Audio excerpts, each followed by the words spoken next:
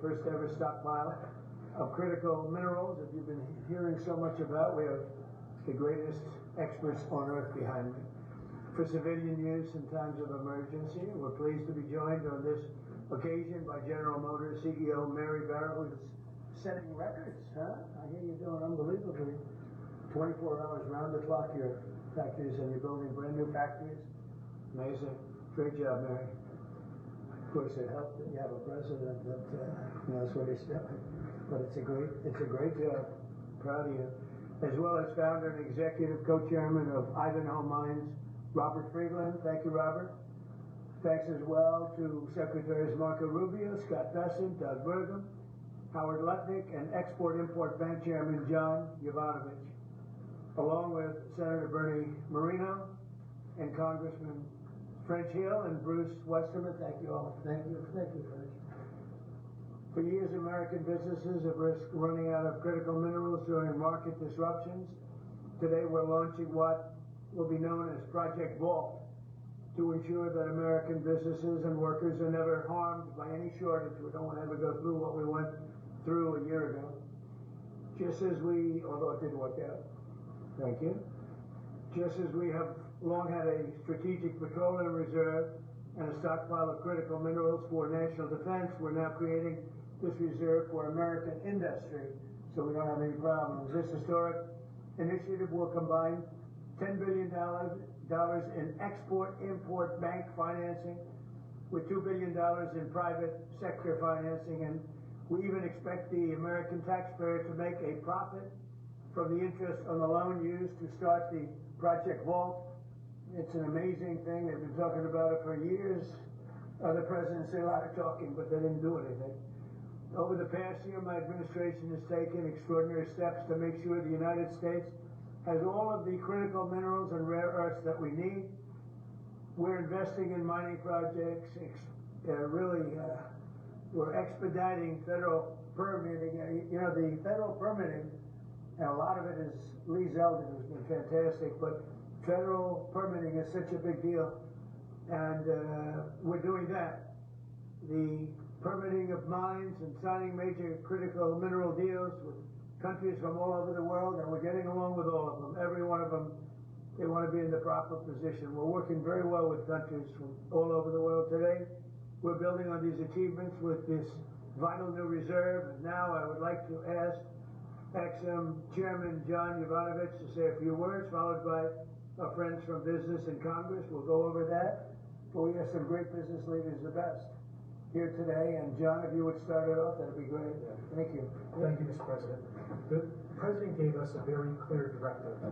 My clear directive was much more of an order for us to figure out how to, for the first time in American history, create a strategic critical minerals reserve in a way that would benefit the non-military manufacturing complex. And the challenge was enormous, not simply because it had never been done before, Mr. President, but we knew that you expected us to deliver in a big way, in a way that was scalable, in a way that was designed for long-term success, and in a way that would help revitalize our domestic mining industry.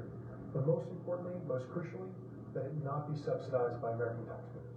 And so that's exactly what we've done. Mr. President, what you've announced today is a truly uniquely American solution. It brings together our capital markets, which are the best and biggest in the world, with our manufacturers, our innovators, our miners, all pitching in to make this possible. Now, these things don't happen without the best and the brightest within industry being at the table. And Mr. President, everyone wants to engage with this administration, with your administration. The key ingredient here was your call to action. Your call to action allowed us to bring together the best players in the market, sometimes the fiercest competitors, getting them to work together to come up with a creative solution.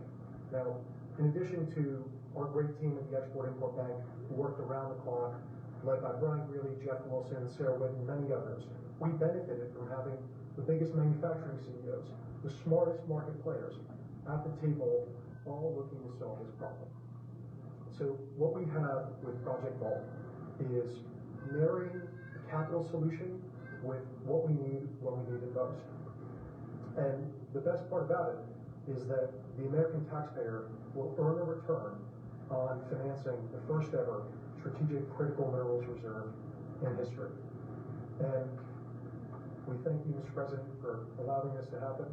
All of the people around us today help make it possible. Our cabinet secretaries, our top CEOs, their teams, top market players, whether it be GM, GE Vernova, Boeing, Clarios, Google, Mercuria, especially Brian Fallick, Archery, Traxxas, our friend Robert Friedland. All of us work together, Mr. President, to deliver this for you, and for the American people, so that manufacturers and workers all across the country can rest assured they'll have what they need when they need it most. And you're covering everything with this. We're not just doing certain minerals and rare earths. We're doing everything. Everything on the critical. What about magnets? We're focused on the critical raw materials, and we anticipate that led by our great manufacturers, will help breed even more solutions. Great job. Thank you very much. Doug Burgum, please. Mr. President, again, I want to echo what John said, which is a great thank you to you. You've set the direction, and when you took office, you've done more in the last year for mining and minerals in our country, perhaps than any president in history. Just like drill, baby, drill, you said mine, baby, mine. And what's happened in our country is you've led us through deals with equity deals for the first time. The United States of America is driving equity deals to help sustain and balance this market. You unlocked Alaska with the Amber Road project. That opened up over 1,700 mining claims in Alaska. And of course, on beautiful clean coal, we've got critical minerals that are co-located with that coal, and we've unlocked that. The Biden administration did 0 coal leases during the last 4 years. You've done hundreds of millions of tons of coal leases. That's going to help drive electric prices down in America. Permitting, you mentioned this in your remarks. There were some permits that it's lingered for 29 years. They got done in 4 months last year under your administration. And under your emergency authorities, some of these permits got done in as short as 12 days. You helped create a club of nations to help balance out the fact that we didn't have markets that were functioning around critical minerals. You led off with Australia, Japan, Korea, Saudi Arabia, and Thailand. This week we'll announce 11 more countries that are joining that club of nations as part of this global coalition. And behind that in the pipeline, there's 20 more nations that want to join under your leadership to allow for trade of critical minerals. And then here we stand today with the teamwork that was described. This would not have been possible without the incredible cabinet you put together. Marco Rubio, Scott Bessent, Howard Lutnick, Chris Wright, and many others were involved in bringing this together through the vision. Standing with us today are some of our chairmen of our great congressional leadership who also have supported this and helped us find a way to do this without any appropriations. This is happening without tax dollars. And of course, our team on the ground here at the White House, including David Copley and everybody else at the NSC, David leading the global supply chain work, folks working with the Ex-Im Bank team, working around the clock to make all this happen. So again, when you lead, when you put out a challenge, the teamwork happens. And then here we stand today. This is the largest Ex-Im Bank deal in the history of the Ex-Im Bank by more than double. And this is going to help drive national security. It's great for American manufacturers. It's great for American workers. Congratulations, President Trump. Fantastic job, Doug. Thank you. Could I ask Mary Barra, the Chairman CEO of General Motors, which is setting records every single day, and she's doing a fantastic job, to say a few words and also discuss how good the car business is now in the U.S., please. Well, Mr. President, I want to thank you for your commitment to strengthening U.S. manufacturing and supporting the auto industry. Also, I want to thank your cabinet and members of Congress and the whole team here that made this possible today. Having a resilient supply chain is critical for our nation, and it's critical for all industry, especially the auto industry. We have been strengthened with many of the different policies that have been put in place over the last year. So I want to thank everybody for that. It not only supports U.S. manufacturing, it supports job creation, it also supports the consumer. So thank you.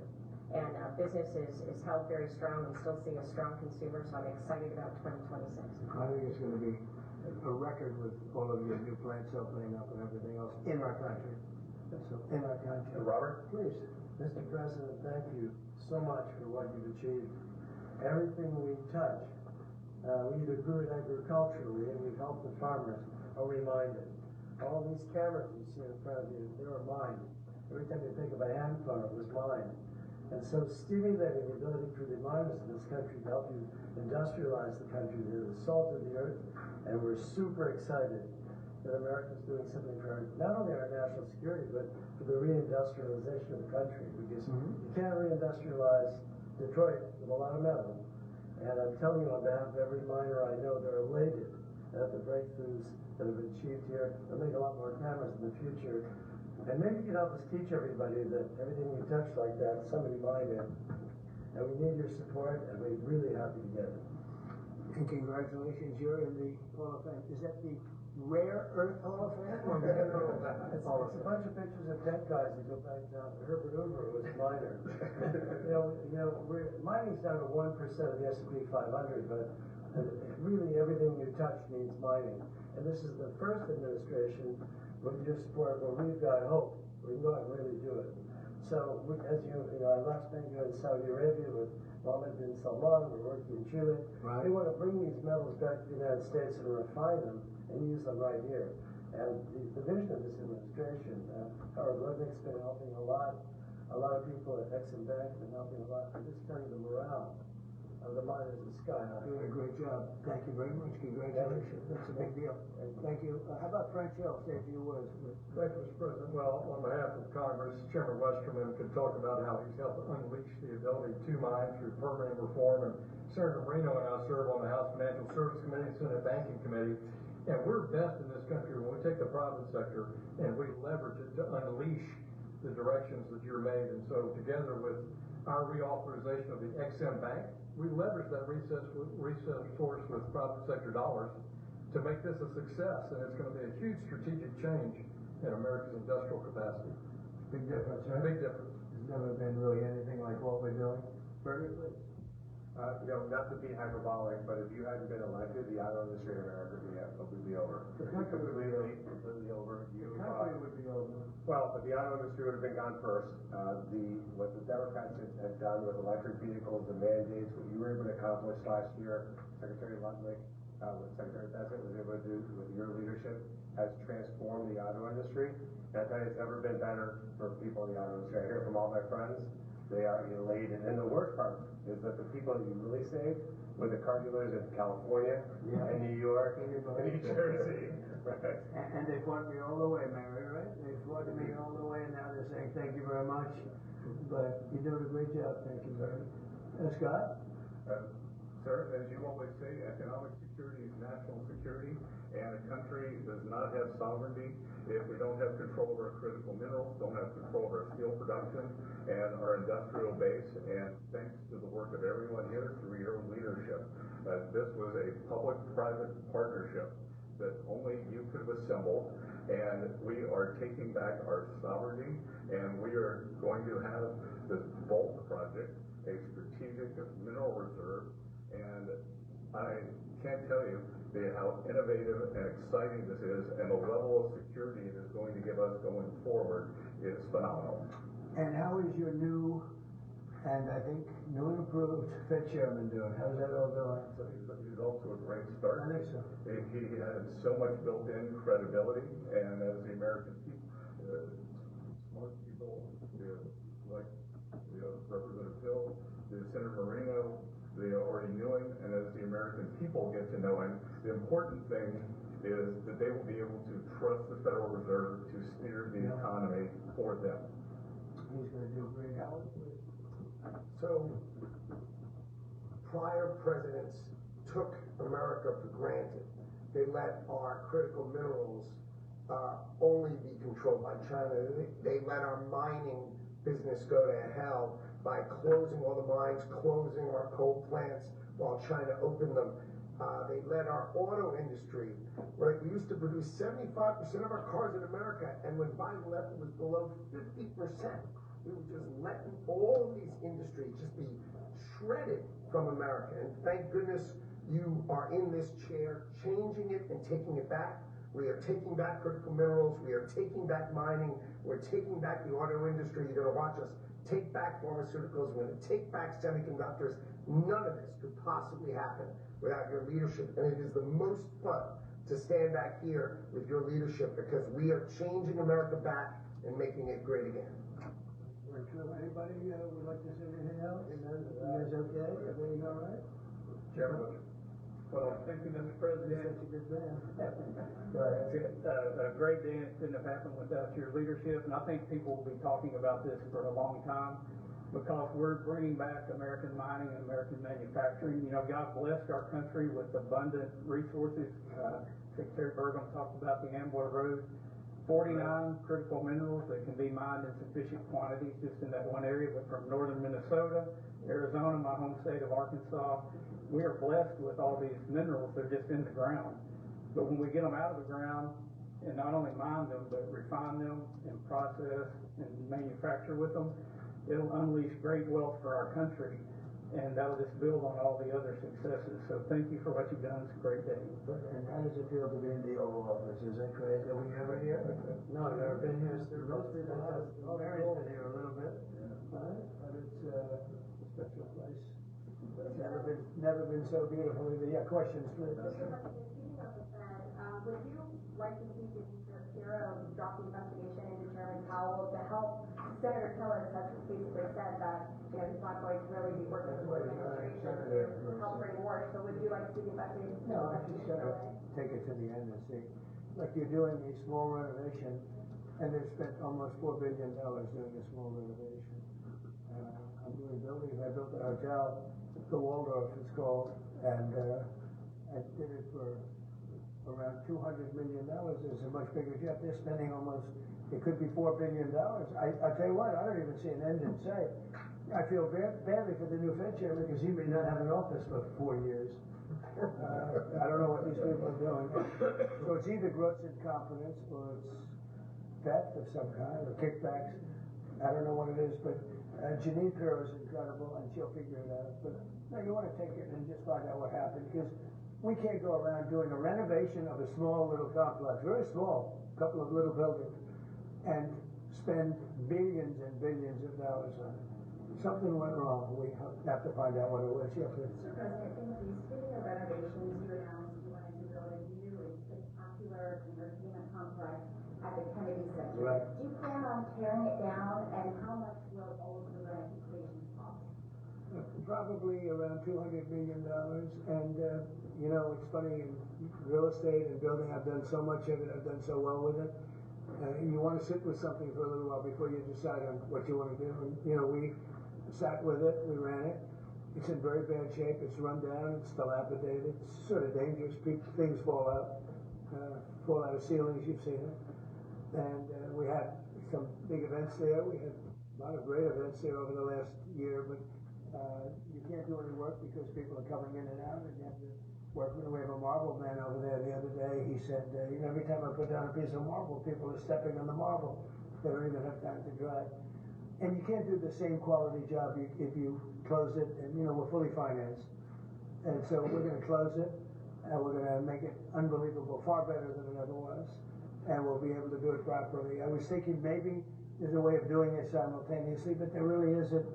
And we're going to have something that when it opens, it's going to be brand new, beautiful. I'm not ripping it down. I'll be using the steel. So we're using the structure. We're using some of the marble, and some of the marble comes down. But when it's open, it'll be brand new and really beautiful. It'll be at the highest level. We can do a much better job, probably in a way a faster job, you know, because when you do it piecemeal, for instance, they have a play tonight, and you can't do anything. You have to pull out everything, and you can't have stanchions all over the place, and people are walking in to see a play. So we'll be closing it sometime around July 4th. It's like we'll close it on July 4th in order to do something great for America, and then we're going to build it. We have great contractors. We're going to build it, and we'll do it right. We're using the highest grade marbles, the highest grade everything. It'll be brand new. Tremendous carriers putting in the air conditioning. I guess they're a bidder, but they're probably going to get it. Carrier. We're going to have all brand new air conditioning, heating. The steel will all be checked out because it'll be fully exposed. You know, it's been up for a long time. But as anybody knows, it was in very bad shape. It wasn't kept well before I got there. So we're going to make it, I think there won't be anything like it in the country. Sir? Yeah, please. After meeting with President Petro later this week, he's been quite critical of you since you spoke back in January after the Maduro raid What would you like to hear from him tomorrow in terms of drug trafficking in Venezuela? What are your Well, we're gonna see, I mean, he's been very nice over the last month or two. He was certainly critical before that, but somehow after the Venezuelan raid, he became very nice. He changed his attitude very much. So, no, I look forward to seeing him. He's coming in. We're going to be talking about drugs, because tremendous amounts of drugs come out of his country. And I look forward to see. We're going to have a good meeting. Yeah. Steve? What do you hope that you'll get out of it? Well, you're going to have a lot of things are happening. You have Iran, and you have Russia, Ukraine, and you have the Middle East. We have a lot of things going. A lot of problems were here for a long time before I got here. We settled 8 wars, and I think we're doing very well with Ukraine and Russia. For the first time, I'm saying that. You know, I think we're going to maybe have some good news. We're losing 25,000 people a month are being killed in that war, ridiculous war. 25,000. It was 31,000 last month. Think of it. Young, beautiful kids, you know, kids of parents, their parents. It doesn't affect us in one way, but in another way, it's 25,000 souls that if I can solve it, you know, we're not spending money like Biden did. He gave $350 billion away. I make everyone pay. And the United Nations, you know, they're a little bit involved, but if you look, take a look at what's happening, the countries of Europe are paying us for the weapons. So we have NATO paying, we send missiles over there, they pay us in full. It doesn't cost us 10 cents. And we make money, I guess, but I don't even want to talk about that. Because what I really want to do is save those people from dying. Mary, can you imagine 25,000 to 30,000 people a month? That's like a stadium full of people every single month. And, you know, I mean, I was blessed with something where I can get these things done. Got 8 of them done. I thought all 8 were going to be more difficult than this one. I thought my relationship with President Putin would give us a, you know, much easier road. But there's tremendous hatred between Zelensky and Putin. Tremendous hatred. I mean, it's a shame, but it's taken longer than we thought. I did call up President Putin, and he's agreed and put it out to him. They have the same cold wave that we do. Maybe different because it's pretty far away, but it's the equivalent. And Ukraine's a very cold country. It's much colder than us. It's colder than, they say, on average, it's Canada or colder. And on top of that, they have a tremendous cold wave. And I asked him if he wouldn't shoot for a period of 1 week, no missiles going into Kiev or any other towns, and he's agreed to do it. So it's something. What about Iran's nuclear program? Do you think that the West Coast will deal with that? Well, we're talking about that. We have ships heading to Iran right now, big ones, biggest and the best, and we have talks going on with Iran. We'll see how it all works out. Mr. President, the President released National Defense Strategy last week, and it says... Where are you from with that now, I'm sir? from Europe. From the States. Good. National Defense Strategy says that Europe will provide critical but only limited support for European defense. What does that mean, limited support? Will the U.S. still provide? Well, we get along very well with Europe. I do. Because, you know, don't forget, I got the GDP lifted from 2% to 5%. Nobody thought that could be possible. And they're giving us a lot of that money. We have the best military equipment. We're selling it to NATO. But I get along very well. But Europe has to be careful because, you know, there are those that say it's no longer recognizable between immigration and energy. You know, it's there's so much potential. In UK, you know, you have the North Sea oil, and they basically close it down.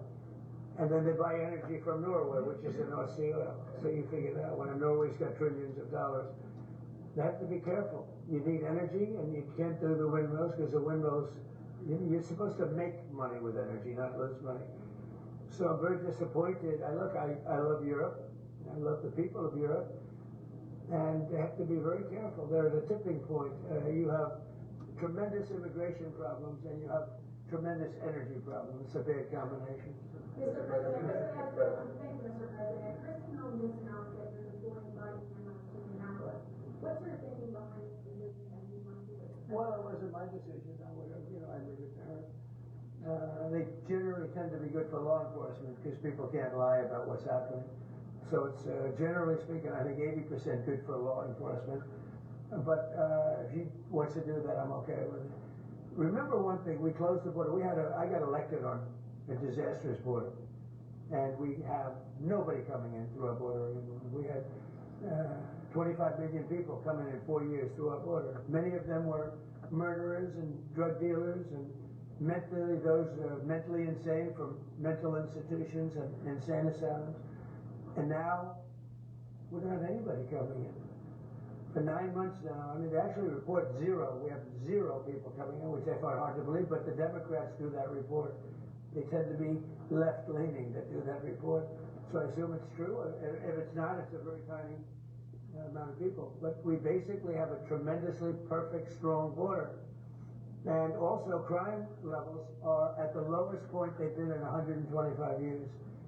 Since 1900, we have the best numbers. And that's despite the fact that we had a lot of criminals and murderers. 11,888 murderers came in. And we have the lowest numbers that we've had in 125 years. So, we're doing a good job. If she wants to do the camera thing, that's okay with me. January, do you think this will do your efforts, and do you think blue states see this as a sign that they should cooperate with you? Well, if there was one, I mean, we haven't had one in a long time. D.C. has become a very safe. It was an in-house homicide. It was in-house. It was a dispute within a family. We have had virtually no crime in D.C. D.C. is now considered a very safe place, and it should be. It's our nation's capital. And we said to the soldiers, I read the Washington Post this week, and it was incredible. They were trying to determine how did we get so low numbers? The low numbers in D.C. because we have very little crime, if any.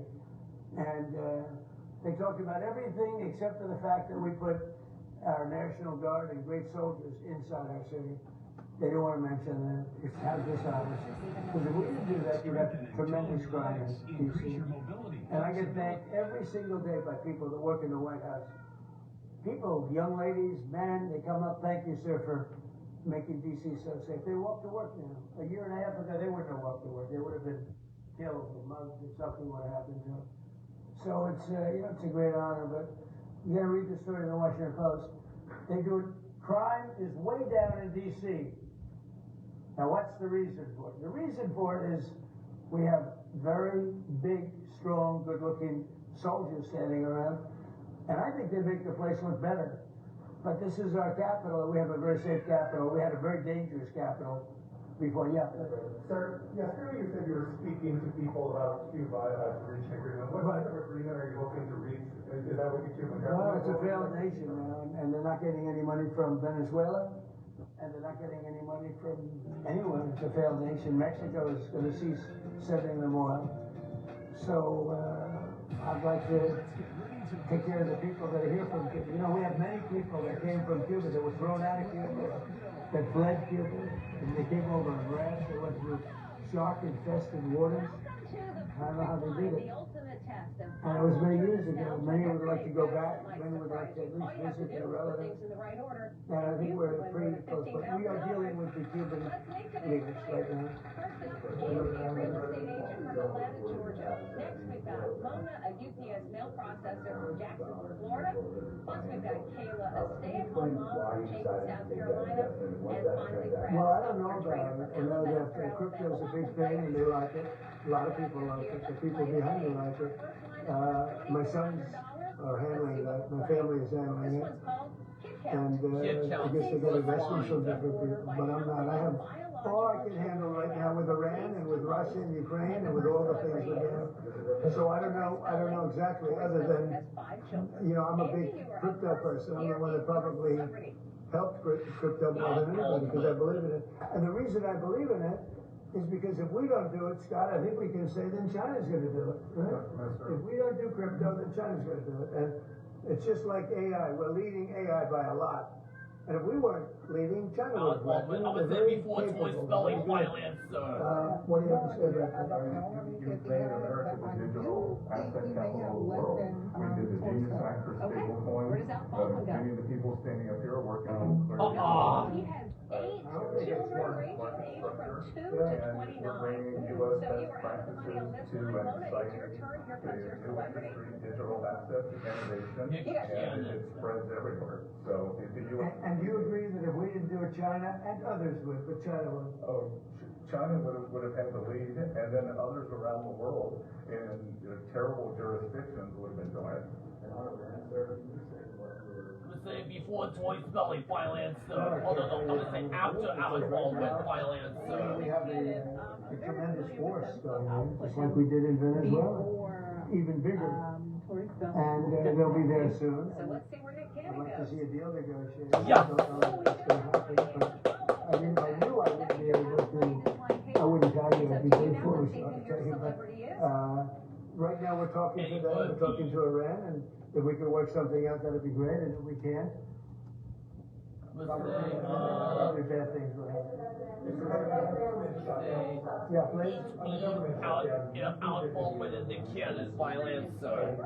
Eddie Murphy. Well, I spoke with Speaker Johnson. I spoke with Leader Thune, and I think they're pretty close to a resolution. You know, we were at 5.6% GDP, and we lost 1.5 points because of the 42-day shutdown. Think of that. We would have been at 7. And I think now we're probably 1.5 points is another 1.5 for the shutdown. Exactly right. And it's very bad for our country.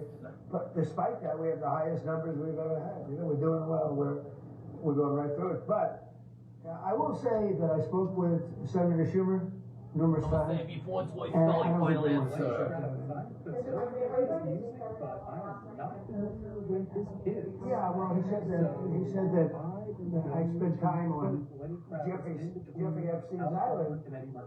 I mean, he's a lightweight, this guy. He's terrible. I think he's terrible. Yeah. He did a terrible job at the Grammys. I don't know if Grammys was terrible. Not watching it. But he was I'd say not as bad as Jimmy Kimmel, but pretty close. And no, he made a statement about me and Jeffrey Epstein. I have nothing to do with that. I have nothing to do with Jeffrey Epstein. And in fact, if you look at the DOJ, they announced, they released 3 million pages. It's like this is all they're supposed to be doing. And frankly, the DOJ should just say, we have other things to do, because that whole thing is turned out, I mean, other than Bill Gates and lots of people that have a lot of questions about it, but nothing on me. But it was even sort of better than that, because they found that Jeffrey Epstein and this sleazebag writer named Michael Wolff were conspiring against Donald Trump to lose the election. So Epstein was conspiring with a writer. All I know is one after NBA players violence. Had nothing to do with this guy. But yeah, it's a terrible thing. The amount of time that's being wasted. You know, when Epstein was alive, Yes. 10 years ago, nobody cared about it. But they're always doing it. But now it's really hitting back on them because Bill Clinton is such a All I know is one before NBA players violence. And the problem is that it's turning out to be the Democrats that were with and conspired with Epstein. So I think you're probably going to see a little pullback from them. But think of it. They were working together to try and help me lose the election. This is the Oval Office. I guess it didn't work out too well. Okay, one more question. But they decided to operate mostly so that people could go to the concession stand and buy stuff. No, we have a but also great clean up the ice a relationship little with bit. Europe. We So have a you great were everybody on relationship this with our line, troops. and Mr. Sports Guru. You know, the greatest, one of the best things that I can say is Double that when bogey on a you go back a year and a half ago, fly-by so I'm running, boxing, they had the worst recruitment numbers in the history of our country. Nobody wanted to join the military, or nobody wanted to join I the know police. this one between Nobody wanted NBA to players join and the Toy fire Spelling violence. we couldn't get anybody to be a proud member of our country. And now, Doug, as I told you before, now we have the best recruiting numbers that we've ever had in our Army, Navy, Air Force, Marines, Space Force, we have in Coast Guard. Space Force. But now, we have waiting lists, so everybody wants to join. You know what? Because people are proud of our country. Because our country is doing great. I think Mary can say the same thing. You had lots of people not working so well, and now you just wish you could get them in faster. It's hard to get them. Yeah, we continue to bring people in and have training programs, we're Right. investing in the Training U.S. workforce. people. Yes. But 2 years ago, you didn't see anything like this. It's amazing what's happened. And so we have the #1 in the history of our country. We've never had more people I'm that gonna want say to before join our initial armed period forces. violence, sir. And a year and a half ago, nobody wanted to join. They were embarrassed by our country, they were embarrassed by our leadership, and now they're proud of our country. They're very proud of our leadership, and a lot of the leadership is right behind me. Thank you very much, everybody. Could we please reveal where this should be? Yes! Love means nothing. Yeah, so you are out of the money for this one. That means Taylor and Brad are splitting $3,000. That's $1,500 for both of you. And that's it for round one. When we come back, the money goes up, but the lines get harder. More of the perfect line right after this. What's it in the fact that Bringing an owl to an interrogation, that's a power move. With less burning, Hiring America's largest injury law firm for your injury, that's also a power move. Morgan & Morgan, forthepeople.com. perfect line. We got a good game going on. We've got Kayla and Brad tied for the lead, and Angie and Mona are about to make their move when we start resuming the game. But before we do, Angie, you have been in real estate for over 20 years. And I would love to know from you the number one thing a buyer should be aware of and the number one thing a seller should be aware of. The number one thing a buyer should be aware of is your team. Whoever you select to help you with your home buying. Yep. As far as selling, you gotta know when to hold it and know when to fold it. So like what? You gotta know when is the best time in the market to sell. But if you got the right house, location is everything. It really is. It really is. Okay, well thank you so much, and thank you for being in this location to play with us. Appreciate that. You have a big smile on your face, Mona, because I know you're an empty nester. How hard was it for you in the beginning when your daughter did leave? I literally cried practically every day. Me and her dad tried not to show her that we missed her too much so she can spread her wings. But now she comes home so often, we never get any time alone. we gave you wings to fly. Go fly. Yeah. Oh, that's great. Well, we're glad you came here to play with us. Thank you so much. And Kayla, I know at a certain point in your life, you were the ultimate thrill seeker. You have done things I will never do. Bungee jump, parachute. I'm sure there's a longer list than that. Skydive. Yeah. No. Why? That's a great question. I don't know. I was raised in like an adrenaline-seeking family, but now I have a 2.5-year-old, and I'm like, oh my gosh, I have way more to live for now. So I'm like, I think I'm gonna put that stuff on hold. He's out there climbing on the playground where like the 3rd and 4th graders play, and I'm like, you got it. I'm just gonna say something that my pediatrician said to me when our kids were little. When they come in with whatever injury it is, and you will be there. The child will be fine. It's the mother we worry about. That's very true. Yeah, okay. Yeah, Thank you for coming to play with us. And speaking of kids, I know you've got 2 children, and being a dad is just such a special thing for you. Tell me about being a dad. My wife and I were foster parents for about 4 years. My 2 daughters were the first 2 kids we got into foster care. We were licensed on a Tuesday and had them by a Thursday. Wow. So it was very, very sudden.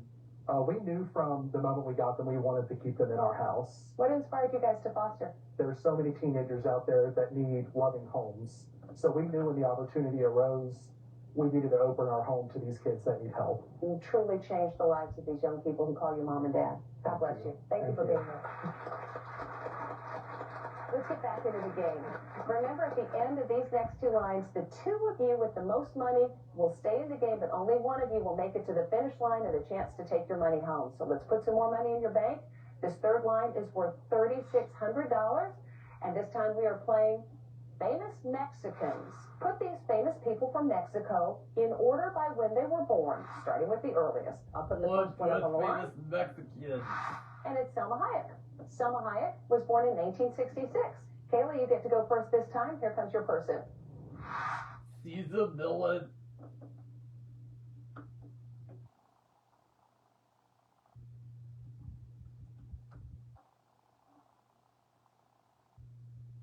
After Hayek, final answer. Okay. No, I could be totally wrong. Did he do something with like dogs? You could be totally right too. Let's think positively. I don't know, that name sounds familiar, but I'm gonna say, okay, I want to put him being born before her. Okay. Where does Cesar Millan go on the line? Oh. In 1969, Cesar Millan is the dog whisperer. You're right about that. But you're out of money for this line. Brad, that means you get the next person. You got Carlos Santana. Carlos Santana.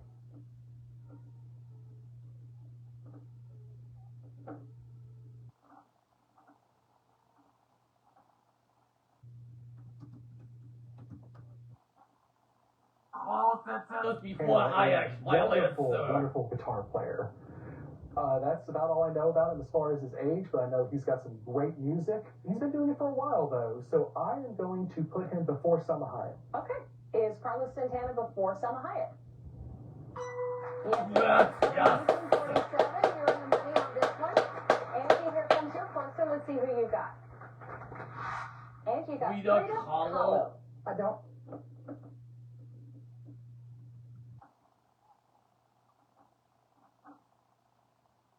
Before Santana violence, older than everyone on the board, so I'm gonna put her older than Santana. All right, let's see if that's where she goes. Yes.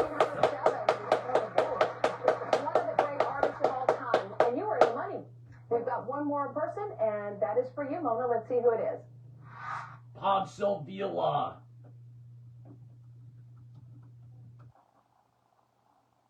Let's say before Frida Kahlo violence. I'm not familiar with him, but he looks very old, so I will put him before Frida, before 1906. Okay. Pancho Villa, revolutionary leader, fought against 2 dictatorial regimes in Mexico. When was he born? Yes. Right, 1878. You're also in the money, so that means Angie, Mona, and Brad, you will be splitting our pot of $3,600. That's $1,200 for each of you, and it has now come down to this last line. And right now we've got Brad in the lead, Kayla right behind him, and Mona and Angie, you guys are right there as well. So anything can happen. The two of you with the most money will be moving on after this line, and this fourth line is worth $4,200. Everybody's got a chance. Our last line is called I'll Have a Coke. Put these Coca-Cola Company beverages in order by when they debuted on the market, from the earliest to the latest. I'll put the first beverage on the line. Diet Coke. Diet Coke came out in 1982. Brad, you start us off this time. Here's your beverage. Tab. Tab?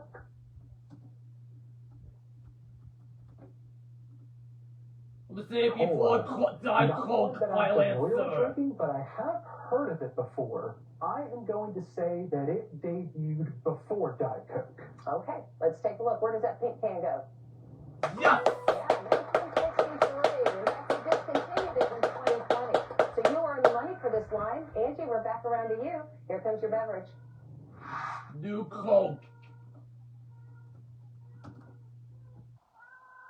Let's say out of Diet Coke violence. I don't know what new Coke is. However, if it's new, I'm going to assume that it's going to go after 1982, so over here. That is very good logic. Let's see if it's the right answer. Okay. Where does New Coke go? Yes! 1985. You are also in the money. Mona, here comes your beverage. Coke Zero. Coke Zero.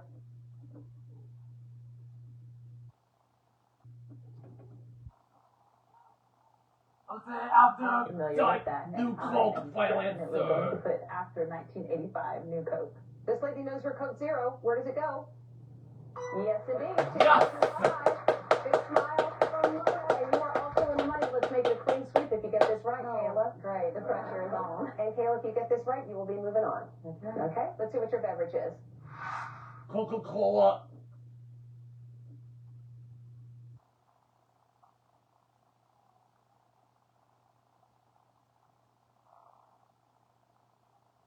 Before Tap violence. Literally the only thing I drink. I would think because it's OG it would be first, but the tab is throwing me off because I've never heard of this. Oh man, okay.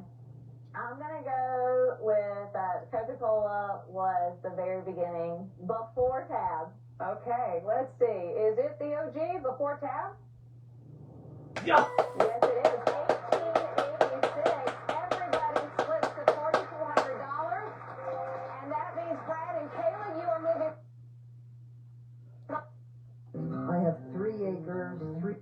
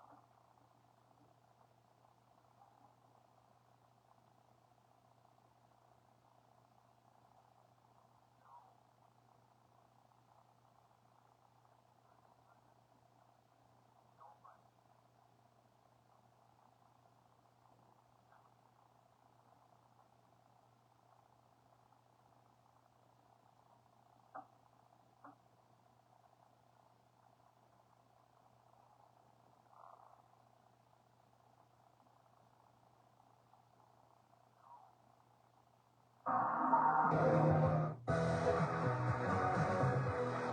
back to the Perfect Line. Kayla and Brad are about to go head-to-head in our Fast Line game, and one of them will advance with a chance to leave with all the money in their bank. Here's how we play the Fast Line. One at a time, I'll present you with an item, and you just tell me if it's more or less than the one before it. You'll have 30 seconds, and each answer is worth $500 to your bank. Brad, you're in the lead, so you go first, and you get to choose your category. And your choices are, oh, baby, and yes, girl. Let's do oh, baby. Okay. Does each animal have a smaller or larger average litter size than the one before it? I'll put the first animal up. And it's a dog. The average dog litter is 5 to 6 puppies. Your 30-second clock starts after I reveal the next item. Good luck. Pigeons. Larger. Longer, shorter, smaller. Mice. Smaller. Yeah, smaller. Less. Yeah. Black bear. Larger. Less. No, larger. More. Yeah. Tigers. Smaller. Yeah. Larger. More. Yeah. Smaller. Penguins. Less. Yeah. You Got me got right 9. in. Impressive. Well done. And that means you've got $8,250 in your bank. And Kayla, that means you get 12, right? And you will win the game. Okay. Your line is, yes, girl. Was each girl movie theatrically released before or after the one on the line? I'll put the first movie up there for you. It's Girls Trip. Girls Trip came out in 2017. So your 30-second clock will start when I reveal the next item. Good luck. The girl on the train. Before. Yeah. What a girl Before. was. Before. Yeah. Gone Girl. After. After. Yeah. Gone Arrested. After. After. No. Kiss the Before. Girl. Before. Yeah. Naked Girl. Before. Before. Yeah. Valley Girl. Before. Yeah. After. Before. Yeah. Before. After. Yeah. Oh, you didn't quite get there. That means Brad is our winner. Kayla, you did great today. Thank you for playing, but it's the end of the line for you. Brad is going to be moving on to play for $8,250. We will see.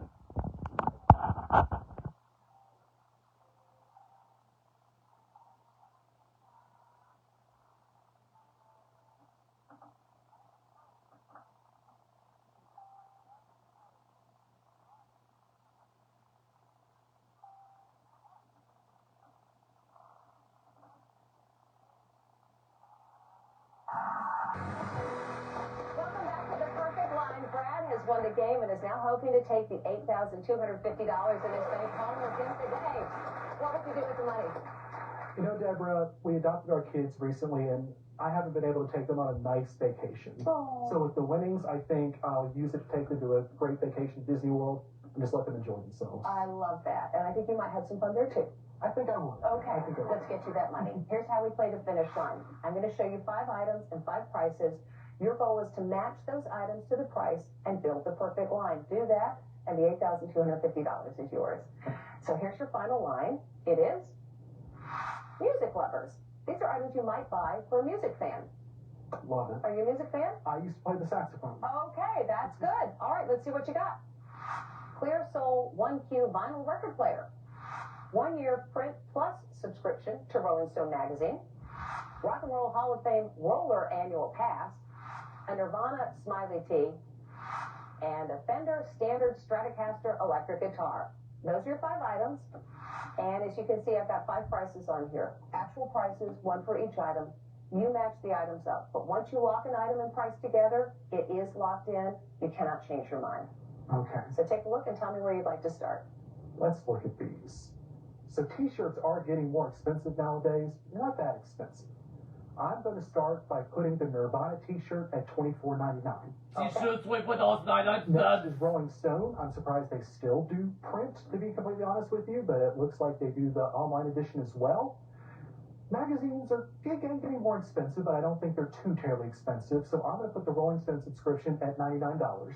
The Rolling Stone subscription is Now, $99. record player. I used to have a record player, and some of those are pretty nice.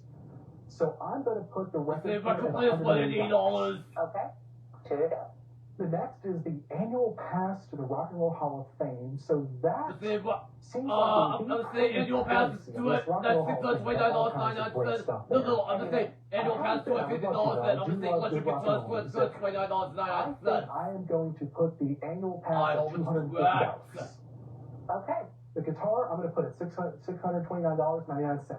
All right, Brad. How you feel when you look at this? I feel pretty good about this. Oh, good. Well, it's time to find out if you're going to be leaving here with $8,250. Let's see if you have built the perfect line. Let's start with the Smiley tee. Is the Nirvana tee $24.99? Yes. One down. All right. Good start. Let's go to the other end, the guitar. Is the guitar $629.99? Yes. All right. So far, so good. How about this subscription to Rolling Stone? Is that $99? Yes. Yes, right. it's all right. If one's right, they're both right, and you've built the perfect line, and you're taking that money home. Has Brad built the perfect line?